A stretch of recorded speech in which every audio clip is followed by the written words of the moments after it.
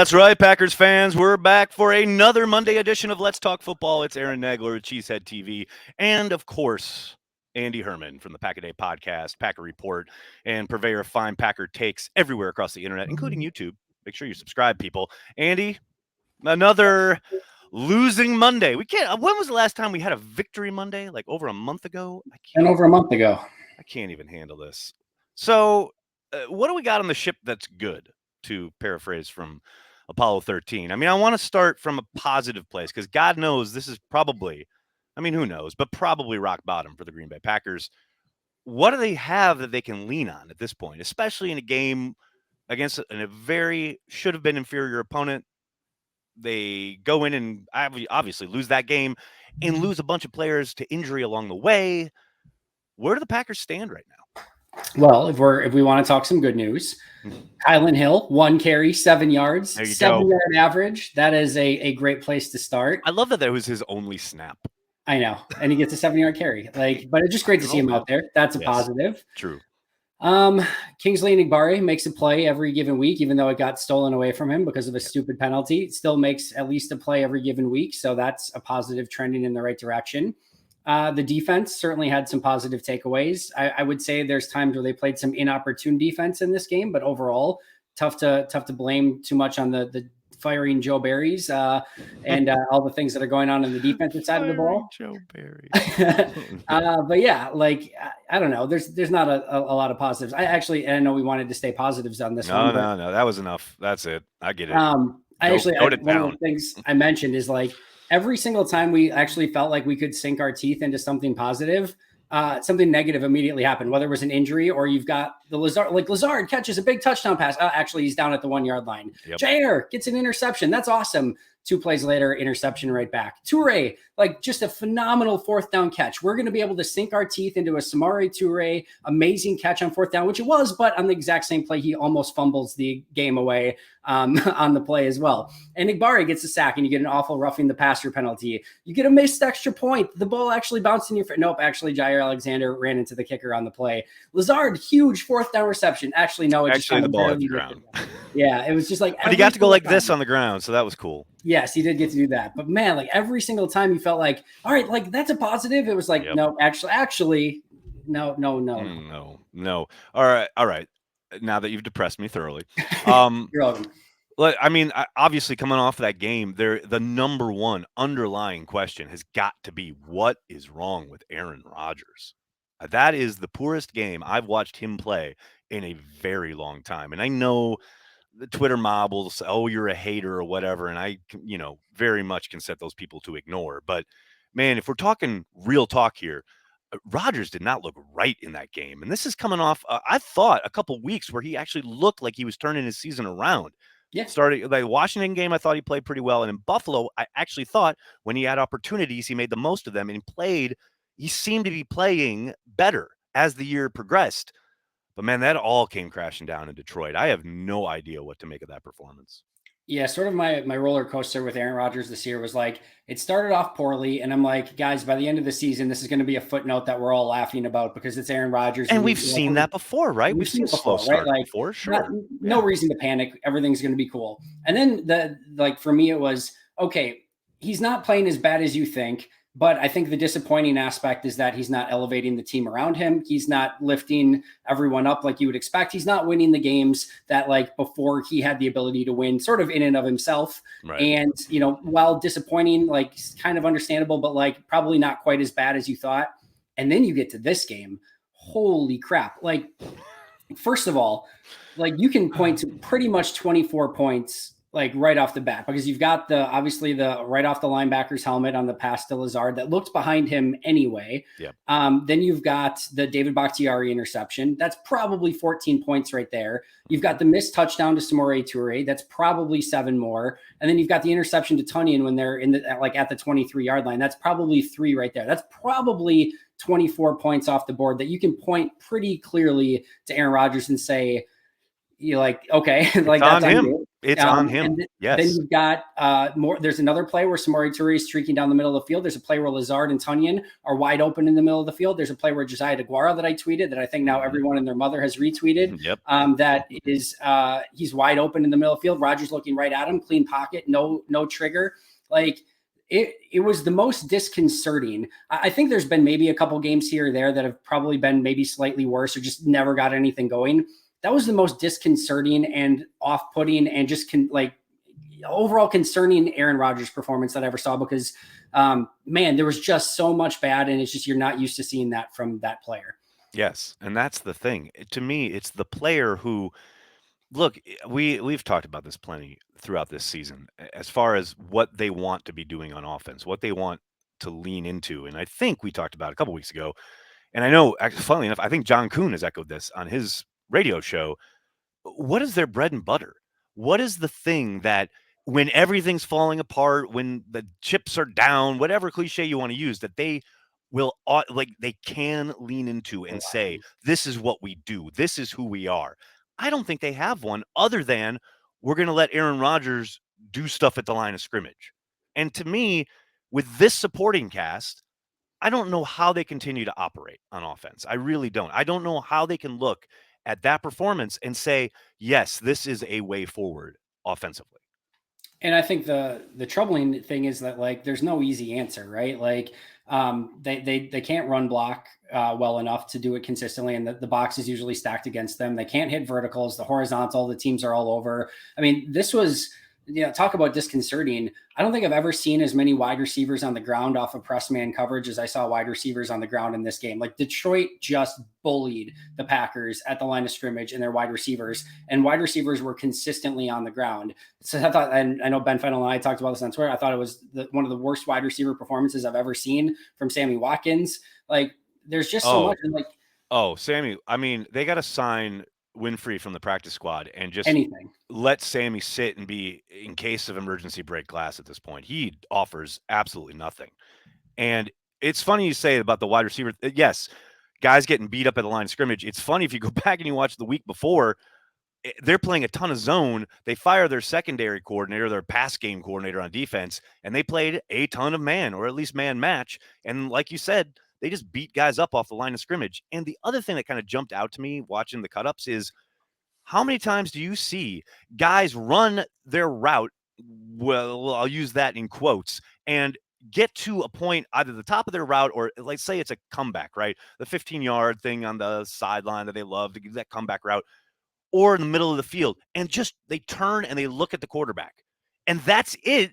That stops. Yep. And then Aaron starts to maybe scramble, try to escape the pocket as he's done throughout his career. This team, these receivers, they have no clue what to do when it's time for this out of phase part that Aaron has been pretty successful at throughout his career. But man, there is nobody on this team, especially with Randall Cobb on the sideline, where you can see they're thinking the same thing. You can see when he's out of structure, okay, I know I got to break open or get down or come back, work back to the quarterback. You don't see any of that. Play after play after play of guys just running whatever the prescribed route might be, and then it's just dead. There's obviously the old adage of run every route like you're the targeted receiver on the play. Right. Yep. And even if you're the ball's not coming your way. Even if you're just a clear out guy. Exactly. Yep. Right. And you can tell that there's a lot of plays where wide receivers are just on dummy routes in this offense. There are clearly some progressions that wide receivers are running clear outs, dummy routes, etc. They're not involved in the play. That doesn't give you carte blanche to just be I'm going to just jog down the field and then not do anything. This is a quarterback who will extend plays, who has the ability to throw to any layer of the field that he wants at basically any time. And you have to keep yourself available and moving, because even though the play is designed as a rollout to the right, at any given moment, Rodgers might end up on the left and looking at your side no matter what. And this is just a wide receiver group that plays with very little urgency, that doesn't play, through the whistle. And it's just all bad, Aaron. This was the most tape that I ever watched for offensively, and just out loud in my office just yelled, "Holy shit!" What is going? I've never. It's insane. And I really do think, and it's so upsetting in the sense of being able to kind of see the trajectory coming off that Buffalo game, where I would push back on your contention that they don't run block well. I think that's very I agree with that. true in certain cases against certain fronts when they're trying to do certain things, i.e., and you know where I'm going with this, when they have so much RPO built in so Yeah. that they're always in the shotgun, so they're always running zone out of the gun, and inevitably, yeah, they get pushed back. They don't make a great line for the back to get up and press that hole and then maybe hopefully get a cutback lane. That happens, but very, very rarely, as opposed to what we saw in Buffalo, where there was a ton of angles, there was a ton of man, there was a ton of power, a ton, like they ran counter, and they tried counter, I think, once in this game in Detroit. It got blown up and they never ran it again. But it's Right. like you've seen them the ability to do that, but they just will. I mean, that's like last resort. There's no way we want to run that with any regularity because it means our quarterback isn't the feature of the offense. And to me, that's the crux of it. And now we can tiptoe around it all we want. And I think a lot of people have been for a good part of the season. But if nothing else, what that performance in Detroit kind of crystallizes is Aaron Jones has to be the focal point of the offense, or they're just going to be meandering through the second half of the season. I don't understand what they're trying to accomplish with a group of wide receivers that changes week in and week out due to injury, ineffectiveness, etc. And then you have Aaron Rodgers at the line of scrimmage with these static sets, very little motion, and he's drawn up, he's doing things, he's making signals. Who knows how much of it is dummy, how much of it is actually being taken into account, etc. But it's clear, as we were just talking about, that these people are not on the same page in any way, shape, or form when it comes to what they're reading across the line of scrimmage, both pre and post snap. So to me, how else are you supposed to make anything work on offense if you don't feature the guy behind the quarterback instead of the quarterback?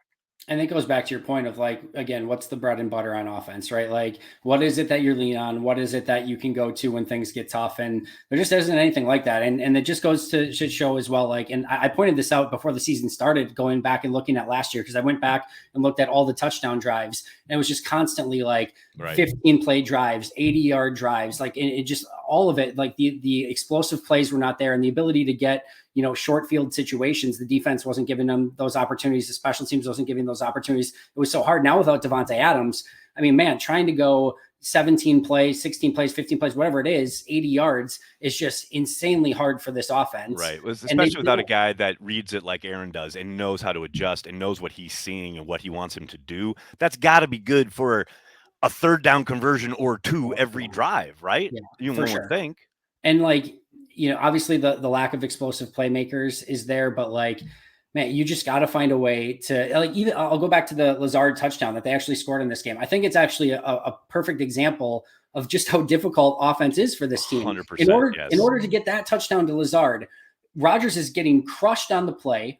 The play's kind of breaking down. Rodgers has to throw a beyond beautiful, perfect ball, right, to like falling down Lazard, who Jeff Okudah is basically in perfect coverage on the play. Right. My guess is if we had the next gen stats for that's probably like a 14% completed pass or something like that. It takes a level of perfection from basically Rodgers on that play to just complete a touchdown. Like that's where this offense is, and you just can't sustain anything that way. There's no chance unless you turn to Aaron Jones, and that's the thing. And I don't know if they'll allow themselves to go that route, because that means Aaron Rodgers isn't in control. You know what I mean? Like it just boggles my mind. Again, the definition of insanity. Same thing again and again and again, and expecting different results. That's the Packers offense.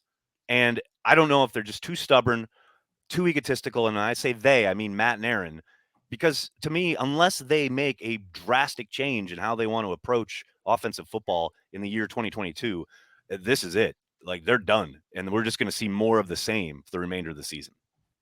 It kind of blows my mind.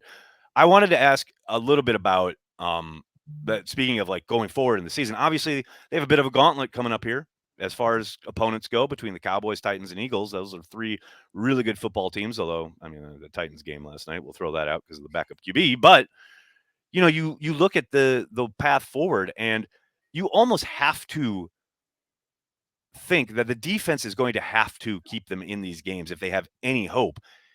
And even with the performance yesterday, and I thought it was pretty good, pretty solid, there's still so much kind of undisciplined play and so much. And I know Campbell's out and Walker's doing the calls and etc. So there's some forgiveness there, but it was interesting to see how, even Jair, who I thought had a really good game, has that boneheaded penalty. This team just seems so undisciplined. And it's frustrating to watch week after week. But if there's a side of the ball that's going to need to keep them in games and give them chances to win, it's got to be the defensive side of the ball, right? I agree, but clearly now Rashawn Gary has the injury where he's out for the year, and I would very much argue that that's exactly what happened against the worst team in football, one of the worst teams in football, in the Detroit Lions. Your defense kept you in the game all game long, and you could put up 9 points against by far and away the worst defense in football through the entirety of that game. And like, if you look at like net, like how I kind of view like net points in that game for the defense, right? So it's 15, but technically if there's not the special teams penalty, it's probably 13. And then they get the interception to give the Packers the ball at the 23-yard line, which should be a gift of 3 points to the offense. So I look at that as like a net 10. I view this as like a net 10 game for the defense. Like they basically allowed like 10 points. And that should win you almost every game, especially against a team that has the worst defense in football. And this offense just could not get out of its own way enough to make that happen. And the other thing is like, this defense is not set up to consistently stop the run. We've seen that for a long time now. Yep. This defense is set up when they had Rashawn Gary and were completely healthy to, like, if you had a 10-point lead, to go and get after the quarterback with Gary and Preston and Clark and those guys up front, probably a little bit more Devonte Wyatt if the threat of run wasn't there. Play the fast linebackers in Campbell and Quay. You've got your 3 cover guys at corner. Play Amos and Savage deep back on the, in the, deep third of the field or whatever. That's what they're set up for. So now you're asking your defense that was set up for one thing to play a different brand of football, because the offense has everything at their disposal on every given play. They can run, they can play action, they can pass, they can spread, they can do whatever they want. And it's just making things super complicated for the defense and making them do all of the heavy lifting, which probably isn't fair either. And then again, even like you look at this defense, which again, I'm not putting anything on the defense in this game, but you have the drive before halftime where it's like, if you can just hold to a field goal here, it's going to feel like, okay. Instead, they allow the touchdown and the 2-point conversion. And then as soon as Green Bay gets the touchdown, as soon as Green Bay gets the 6 points to go right back in it, right? They go 70-yard touchdown drive, 13 plays, 70 yards, and a touchdown to make it a 2-possession game. It's just like the one time, like, can you get the ball back that one time so that Green Bay has the opportunity to go up on offense? And instead, it's like, nope, now it's a 2-possession game. Yeah, it is exceedingly frustrating. I want to drill down a little bit on the defensive side, because you mentioned the obvious injury to Rashawn Gary. That is absolutely the worst possible thing that could have happened on this defense. I will say, though, I am excited for the opportunity that Enigbari will have now. He has flashed pretty much every game he's gotten a chance to get significant reps with the starters. No one expects him to come in there and be Rashawn Gary. Let's get that out of the way. And I got to suspect they make some kind of move there, maybe to bolster that position. But I am excited to see him. And to your point about Wyatt, it's about time to see a lot more of him, I think. I understand some of the maybe misgivings and or trepidation about playing him a lot or playing him even more in general, but it's got to be time. I think every time he's out there, I'm pretty impressed. Like, no, is it perfect? No, of course not. He's a rookie and he's learning on the fly, but he's only going to learn and get better by playing. And right now, I've seen enough, and it's been kind of maybe not exciting, but tantalizing enough. Can we get this kid on the field a little bit more? The crazy thing is with Wyatt, and clearly the technique is not there, and that's what's keeping him off the field. He plays a bit too high, doesn't play with great leverage, gets kind of moved out of the screen a little bit. In the run game, those are things that he needs to clean up. But usually with defensive linemen, that's the issue. Sometimes, maybe not always, but a lot of times it's like due to lack of like effort or intensity.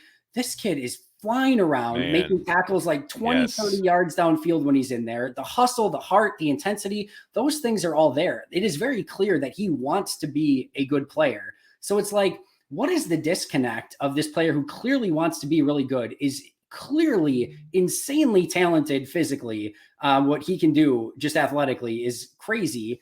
But like, why can we not get him to play with a little bit better leverage? Like to me, and I get that part of that's going to fall the responsibility on Devonte Wyatt's shoulders, but like, Jerry Montgomery, very good coach, but like something's got to give there. You have this ball of clay that's hustling, that's working his ass off on the field. Like, how can you not get him to play just with a little bit better technique to make it so that he can be on the field more. And even if he's not, like you said, like it is, and how is he going to learn? Probably by being on the field more. That's what I was going to respond with. It's like the only way that gets better, because you're not. How much of that can you really get accomplished in practice? You know what I mean? Like the only way that improves is if he gets on the job training. And I know it sounds weird and it sounds like, wait a second, like it shouldn't they be doing that in practice? And they do. Of course, they drill technique, etc. But man, there is no replication for live game reps. And at this point, that's the way he's going to improve, at least to my eyes. And to your point, I mean, there is zero doubt when it comes to effort, when it comes to physicality, when it comes to athleticism, it's all there. Yep. It's just he's got to improve, and the only way he does is by playing. The other injury, though, I think it's kind of the one that we haven't got an update on yet, and we may have. Maybe you saw it, but because I know we got an update on Dobbs, Jones, and Gary, but I didn't see anything on Stokes yet. I have not either. So, I mean, depending on that, and I'm kind of fascinated to see what this secondary looks like if Stokes is out for any amount of time starting Sunday against the Cowboys. If they have a week of prepping with Douglas and Jair on the outside, and then Keyshawn Nixon at slot / corner, nickel corner. I don't hate that. I got to admit, I don't hate it. And it sucks to say that in the wake of an injury. I understand. Like, I really do hope Stokes heals up and gets back out there. But I don't hate the idea of Douglas playing the perimeter opposite Jair, and I don't hate Nixon getting some slots in the snaps in the slot. I don't hate it. There's an argument to be made that their two best outside corners are Douglas and Jair. And there's an argument to be made that their best like true slot corner, I mean, clearly from a coverage standpoint, it's Jair, right? But like from like an overall, like I can stop the run. Fit in the system, right? Fit in the system, like that is, it might be Keyshawn Nixon. So like, nobody's hoping that Stokes gets hurt, but like, I'm not, like you said, I don't hate this like how they would line up. And I think Nixon can probably bring some much needed physicality in the slot there and just be a little bit better tackler. I've been kind of wanting a little bit more Nixon and Ford just because they're going to get in there, especially with how much teams are running against Green Bay. Like they just need a little bit better. They're going to fly to the ball and they're going to like bring some suddenness. And it was so funny. That's the thing that kind of really popped out at me watching the tape on both sides of the ball. Here, see, we can bring this together here at the end. Woo-hoo. When you look at both the Packers defense and the offense, the lack of suddenness from anybody, especially on the perimeter, but just kind of overall, is kind of glaring. And I understand it's, a little bit like, okay, they're playing on a different surface, etc. But man, the lack of just suddenness, the release to the ball, the not thinking about it and just going, reacting and flying to the football. It's shocking when you look at it on tape, at least to me. I mean, I don't know. It's kind of the first time that's really jumped out at me on both sides where it's like, man, it looks like this team is in quicksand a little bit. And I don't know if that's mental. I don't know if that's surface, but it was noticeable in this game. No, I totally agree with you. And it's not really always fair to compare teams to like a Super Bowl team, but think back to 2010 for a second. And like, I was thinking of this last week, like Rashawn Gary, Jair Alexander, clearly very good players. You put those two on the 2010 team, I think those guys are probably somewhere around fifth, sixth best player on that team. And you talk about suddenness. Nick Collins, sudden. Tramon Williams and Sam Shields that season, extremely sudden. You bet. Charles Woodson, extremely sudden. Clay Matthews, sudden. Cullen Jenkins in the middle of that defense, sudden. Like you go on the offensive side of the ball, Greg Jennings at wide receiver, sudden. And like, obviously they had a plethora of wide receivers that could do a lot of stuff after the catch, but like, man, that defense and what they could do, it was just a totally different animal. And like, this defense, I think we all thought, maybe it didn't have those, top one or two players, obviously Jair and Gary, very, very good. No question about it. But like, we thought that maybe like the 9th, 10th, 11th best players are still good enough where it's like, it's probably better than your Frank Zombos and Charlie Peppers. No disrespect to Frank Zombos and Charlie Peppers. But like the talent floor seemed a little higher. Yes. But like clearly the lack of just pure playmaking on this team in any facet. And then once in a while, we've seen it from Rashawn Gary, but prior to the injury, clearly we saw it from Jair Alexander on a couple different occasions these past couple weeks. Your playmakers that you have are trying to do their best to make a play here and there. It's just not enough. They just don't have enough of it. I very much agree, which brings me to the game on Sunday. Are we thinking this is just Mike McCarthy's squad coming into Lambeau and having a good old time, or do you think the Packers put up a fight? I think this team will fight. Like, this is just going to be a team. You sounded so defeated as you said it. That's like pretty much because says it I all. think that's where we're at, to be honest. But like, I think it's going to be one of those teams where it's going to be this annoying, like, they're going to be within a score in every single game. It doesn't matter if they're playing the Bears, the Lions, the Cowboys, even the Bills. Like, the Bills probably could have blown them out a lot more, but it's like a 10-point game at the end, and it's like you're still staying a little bit frisky. Like, I think that's just going to be kind of the way of this team moving forward, where it's going to be a little, pesky, a little bit annoying, but at the end of the game, like, I don't think they're going to be that much of a threat to the Cowboys. And maybe they pick up a win against the Cowboys or the Titans or one of these teams, and like, sweet, like that ball bounces their way like any given Sunday. These things can happen, no doubt about it. But I think if you look at the whole, it's not going to be pretty the remainder of the season. I think that's only another half of the season to go, Andy. Can't wait. I'm really excited. Can't wait. Andy, you're always an absolute legend for joining me every Monday for this talk, because I really appreciate it. And look, I want to give a shout out to everybody who ever like sends us messages, tweets us, whatever, because you guys, you're amazing. You're always so complimentary. I really appreciate it. Agreed. And look, Andy, this is a joy, and you make what has already been a really hard season a lot easier, just having someone to talk ball with. So thanks so much. Back at you, man. I'll talk to you next week. Can't wait. Let's do it.